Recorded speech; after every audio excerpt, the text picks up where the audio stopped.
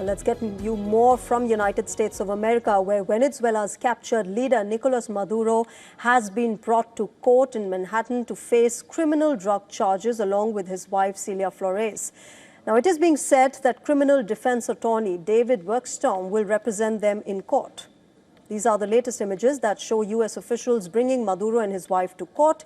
American troops and officers from the Drug Enforcement Administration, or the DEA, are also seen in these photographs.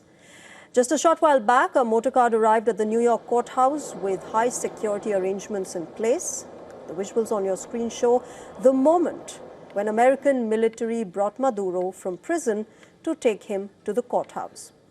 Nicolás Maduro can be seen in shackles as soldiers bring him out of a helicopter and then put him in an armored vehicle. American troops were also seen escorting Maduro's wife. Remember, she, along with the deposed president, were both wearing brown overalls. Both were brought in separate vehicles. Judge Alvin Hellerstein, a 92-year-old Orthodox Jewish federal judge, has been appointed to preside over the criminal proceedings against Maduro and his wife. Hellerstein is among the longest-serving active federal judges in the country. Over his career, the judge has handled terrorism and national security cases, complex financial disputes, as well as major civil lawsuits, including claims linked to the 9/11 attacks.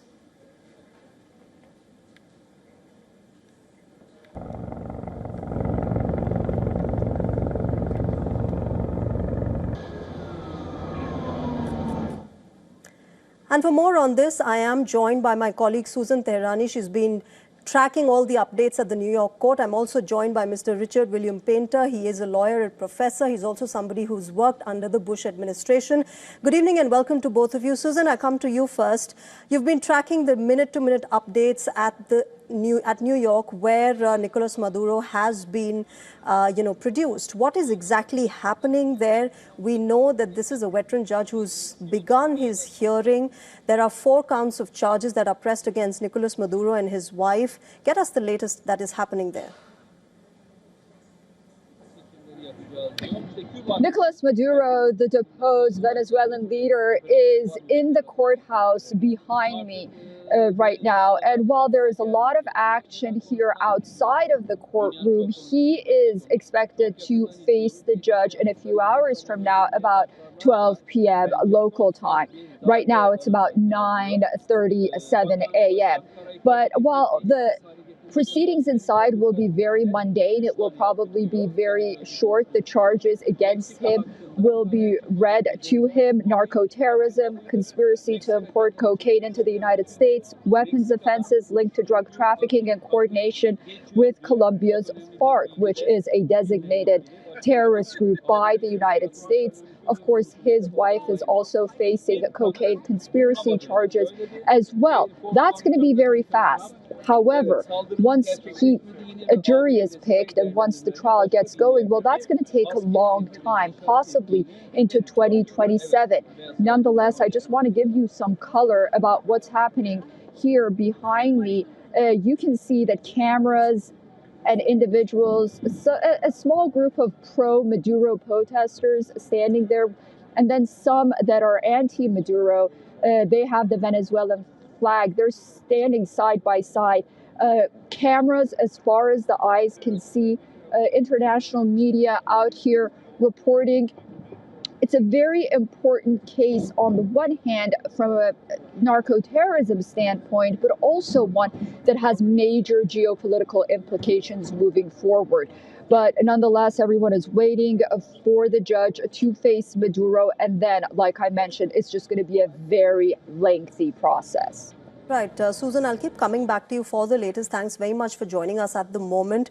I also want to go to our guest on the show, Mr. Richard William Painter. Mr. Painter, this is a day when we're also seeing protests happening for Maduro and against Maduro in the United States of America. I want to get a sense of how Americans like you are viewing this, people who have been under past administrations. We have seen, several processes earlier as well. But is this different? How do you see it?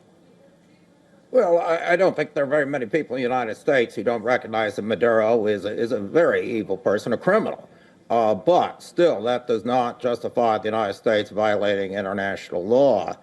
to apprehend him. So what's going to happen probably in the court proceedings is that his lawyers will say, well, the judge has no jurisdiction over him because he was brought to the United States forcibly, and that Venezuela has not consented to his being taken to the United States or tried in the United States.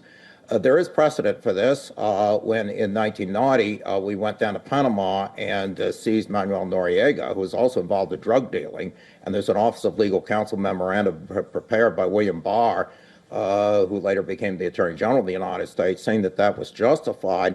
But that was just the Justice Department's interpretation of international law, basically saying the president could ignore international law.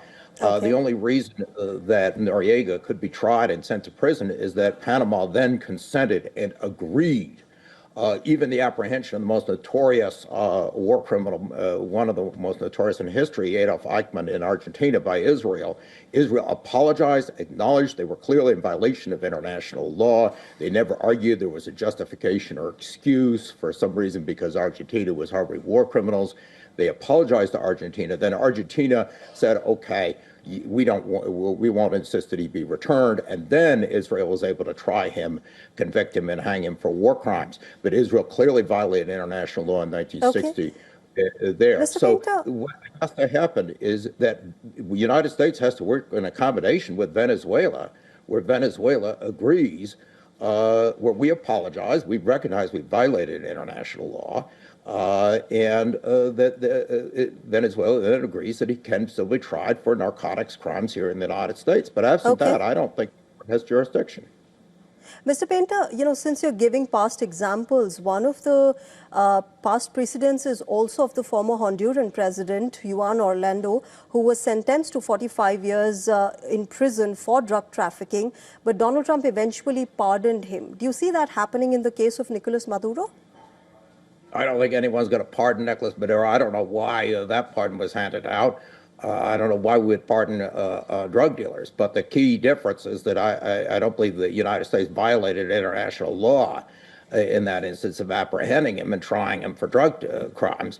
Whereas in this situation, it appears that the United States violated international law. And the only way this, I think, could be properly resolved is for the United States to acknowledge that and work in a combination with Venezuela, with the current government of Venezuela, that may or may not allow Maduro to be tried for narcotics crimes in New York. But that's what Israel did when they acknowledged that they violated international law in 1960, and that was a war criminal that was apprehended in that case, a notorious one. So you can always make up a justification or excuse, but it's still a violation of international law. Mr. Painter, what are the legal options in front of Maduro? Several of the charges that have been pressed against him can land him in a life imprisonment in the United States. At the moment, after this federal court hearing has now begun, of course, eventually, what are the options in front of him legally? Well, I think the first argument he's going to make is that the court has no jurisdiction to try him because he's here against his will and he was apprehended overseas in violation of international law. And that's why I go back to the need to address that issue, as we did with Noriega in 1990, where the country of Panama, the new government of Panama, consented to his being detained here and tried here. There needs to be an accommodation worked with the government of Venezuela, and that means a legitimate government of Venezuela, not a government installed by President Trump or by the Chevron oil company. Mr. Painter, so are you saying that there is a possibility that Maduro will not be convicted for serious offenses? Because we also know that the judge who's hearing his case is somebody who did give a verdict against Donald Trump, returning and making pro-Palestinian students and activists go back. Yeah, well, of course, those are two very, very different issues. And I think we have a judge, I hope we have a judge who's going to decide each issue based on the law, not on whether he likes Donald Trump or not. But most of the federal judges, including a lot of the Trump appointees on the courts, are willing to rein in abuse of presidential power when they need to, not as often as I would like. But the key issue here is, does the court have jurisdiction over Maduro? Can they go ahead and try him when Venezuela continues to object and insist on his return And as I said, in the prior cases, both the Noriega case and the Adolf Eichmann case involving a trial in Israel, this was worked out with the country whose sovereignty was violated with an accommodation where consent was given to proceed with the trial. Absent that, the judge may just simply say, I'm not going to allow this trial to proceed. The United States has to work this out with Venezuela first, then I'm willing to hear the case. That's what the judge may decide. And do you think that that potential is there, that Venezuelan, the remaining Venezuelan leadership will actually carve out a deal with the Trump administration as far as Maduro is concerned? Well, let's see what happens. I mean, I think it is quite clear there's a large narcotics operation. I mean, they shouldn't be doing that. This is one of the countries with the largest oil reserves in the world, and rather than making money off drugs, they ought to be developing their oil reserves. And of course, he's a terrible leader of Venezuela, but once again, that doesn't give the United States the right under international law to violate the sovereignty of Venezuela. And I think the only appropriate step now is to try to work an accommodation with the government of Venezuela and with a legitimate government, not just by trying to install a puppet government, as the United States has so many times before, going back to the Teddy Roosevelt administration. We go down to Latin America, we say we're going to put in our person who will cut deals with the United Fruit Company or help us have a canal or whatever we want to do. And that's not the way the United States should interact with the rest of the world. All right, we'll leave it there. Let's wait and watch what happens in the court hearing today. Mr. Richard William Painter, thank you very much for joining us on WION and helping us understand this entire legal process. Well, thank you.